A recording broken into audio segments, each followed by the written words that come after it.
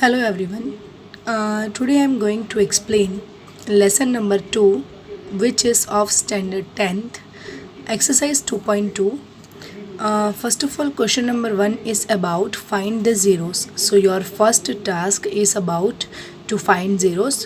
पहला हमें zero find out करने हैं and verify the relationship between the zeros. Second काम हमें वेरीफाई का करना है कि ज़ीरोस के बीच क्या रिलेशन है. देन उनके कोएफिशिएंट भी हमें बताने हैं. Okay, so first of all the question is x² - 2x - 8. तो हम पहला काम ज़ीरोस को फाइंड आउट करने का करेंगे. ज़ीरोस को फाइंड आउट करने के लिए पर्टिकुलर एक मेथड है. तो ये जो आपका कांस्टेंट टर्म है, लास्ट वाला नंबर जिसके पास कोई अननोन वैल्यू नहीं होती, ये नंबर का और इसके कोएफिशिएंट का, कोएफिशिएंट तो आप जानते ही हो कि किसी भी अननोन नंबर के आगे जो नंबर होता है उसको हम कोएफिशिएंट बोलते हैं. जैसे कि x का कोएफिशिएंट है -2. तो इस तरीके से ये x² का कोएफिशिएंट यहाँ पे नहीं दिया तो हम 1 को सपोज करेंगे. तो 8 का मल्टीप्लाई हमें 1 से करना है. तो 8 × 1 होगा 8. ओके स्टूडेंट्स, तो आपको अभी क्या करना है, 8 को दो हिस्सों में बांटना है. लेकिन इस तरीके से बांटो कि उन दोनों को, अब 8 के जो भी दो नंबर आप लाओगे वो दो नंबर का प्लस करें या माइनस करें, लेकिन आंसर हमें 2 चाहिए. तो मैं आपको सपोज करके बताती हूँ कि 4 × 2 8 हो गया. तो मल्टीप्लाई का आंसर बराबर है 4 × 2 8. और अगर 4 में से मैं 2 माइनस करती हूँ तो मुझे आंसर मिलता है 2. तो ये टर्म भी फुलफ़िल हो गई. तो मुझे हमेशा दो शर्तों का ध्यान रखना है. मैं जो भी नंबर लूँ उसका मल्टीप्लाई जो मैंने इन दोनों का मल्टीप्लाई किया ना, वही होना चाहिए. मैं जो भी नंबर लूँ तो उसका जो मैं मल्टीप्लाई करूँगी वो ये दोनों के मल्टीप्लाई के बराबर होना चाहिए.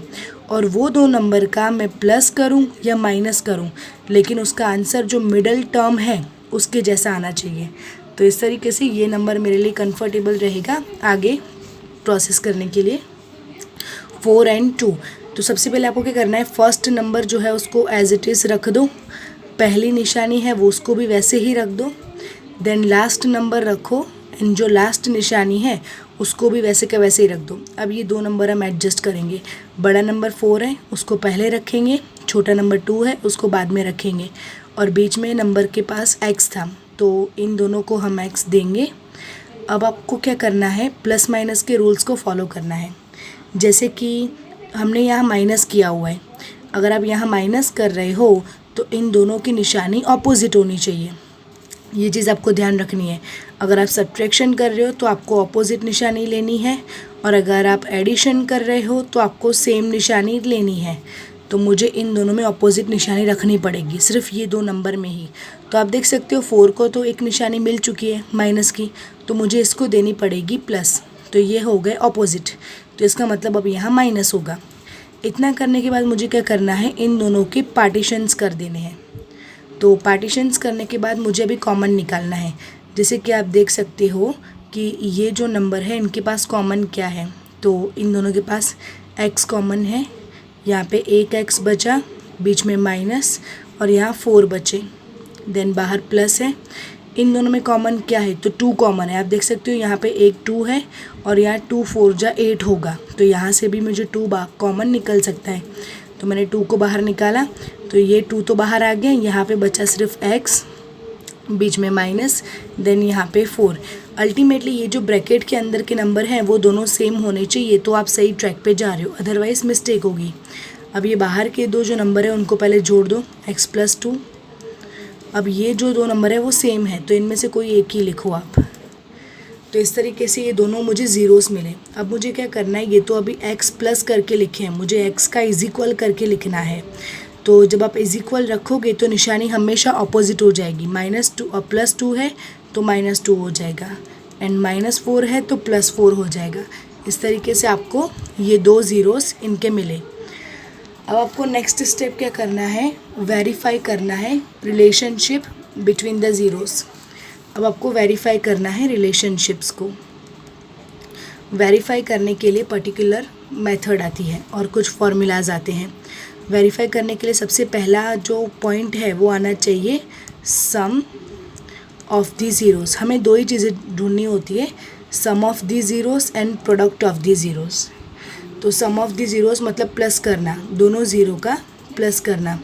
तो आपका पहला ज़ीरो मिला -2 और दूसरा ज़ीरो मिला +4, तो आपका आंसर क्या आएगा, +2 आंसर आएगा। एंड देन आप क्या करोगे, फॉर्मूला लोगे। इतना करने के बाद आपको फॉर्मूला लेना है, सम ऑफ द ज़ीरोज़ का फॉर्मूला आता है -b/a। अब आप सोचोगे ये ABC क्या है, तो आपका जो ये क्वेश्चन है उसमें पहली टर्म को हम A बोलते हैं, दूसरी टर्म को हम B बोलते हैं, तीसरी टर्म को हम C बोलते हैं। तो यहाँ पे b/a, तो b की जगह हमें सबके कोएफिशिएंट ही लेने हैं, तो b की जगह हम लेंगे -2, a की जगह लेंगे 1। एक माइनस तो रूल्स में है ही, -2 देन नीचे 1, तो ये माइनस माइनस हो जाएगा +2/1, तो आंसर तो 2 ही रहेगा। तो आपने यहाँ पे नोटिस किया होगा कि मैंने फॉर्मूला के हिसाब से रखा तो भी मुझे वही आंसर मिला, और मुझे दो जो ज़ीरोस मिले थे उनका आंसर भी वही रहा। इसका मतलब हम सही ट्रैक पे जा रहे हैं। ये दोनों के स्टेप्स करने के बाद अब आपको ढूंढना है product of the numbers, product of the zeros. And product का मतलब होता है मल्टीप्लाई करना। तो आपका पहला ज़ीरो था -2, दूसरा ज़ीरो था 4, तो 4 2 जा 8, आंसर आएगा -8, बिकॉज दोनों में से अगर एक माइनस हो तो आंसर माइनस में जाता है। अब आप फॉर्मूला ले लो C/A। तो आपको देखना है कि C की वैल्यू क्या है और 1 की वैल्यू क्या है।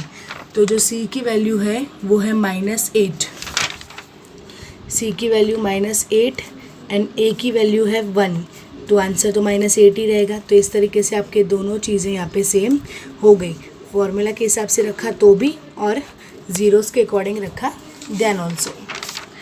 अब सेम उसी टाइप का एक और क्वेश्चन हम करने जा रहे हैं, 4s² - 4s + 1।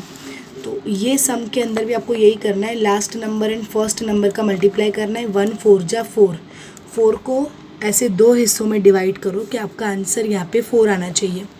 तो आप लोगे 2 2 जा 4 एंड 2 + 2 हो जाएंगे 4। इस तरीके से पहला नंबर अपनी जगह पे रख दो, पहली निशानी, then last number and last निशानी। अब आपको ये दो नंबर को अंदर एडजस्ट करना है, हालांकि ये दोनों सेम है तो बड़े छोटे की प्रॉब्लम नहीं है।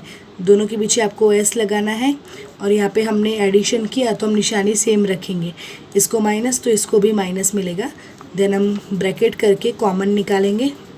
इन दोनों के पास से आप देख सकते हो यहाँ पे 4 है और यहाँ पे 2 है, तो 2 कॉमन निकलेगा। देन यहाँ पे 2 बार S और यहाँ पे 1 टाइम S, तो 1 टाइम S कॉमन निकलेगा। तो यहाँ बचे 2S और यहाँ कुछ नहीं बचेगा, तो हम 1 रखेंगे, बीच में माइनस, और अंदर ब्रैकेट में कुछ भी कॉमन नहीं निकल रहा तो हम 1 को बाहर कॉमन में निकाल देंगे, और अंदर की चीज़ों को जो टर्म्स हैं उनको एज इट इज़ रख देंगे। अब बाहर के नंबर को हम जोड़ेंगे, 2s - 1 देन 2s - 1। आप देख सकते हो ये दोनों टर्म सेम ही हैं। s को बाहर निकालो तो क्या होगा, ये नंबर जो भी इसकी निशानी है वो अपोजिट हो जाएगी, +1। और ये s के साथ जो नंबर था, जब s बाहर आ गया तो ये नंबर भी अपनी जगह चेंज करेगा। तो ये अभी मल्टीप्लाई में है तो जगह चेंज करके डिवाइड में जाएगा। s = माइनस, माइनस है तो वो प्लस हो जाएगा, +1/2। आप देख सकते हो ये दोनों ज़ीरो सेम है, तो आपको इन दोनों को ही रहने देना है। ज़ीरो ढूंढने के बाद आप वेरीफाई करोगे। वेरीफाई करने के लिए आप फॉर्मूला रखोगे, सम ऑफ दी ज़ीरोस। ज़ीरो के सम्स ढूंढोगे आप, तो सम करना है मतलब प्लस करना है, तो दोनों ज़ीरोस का आप प्लस करो, 1/2 + 1/2।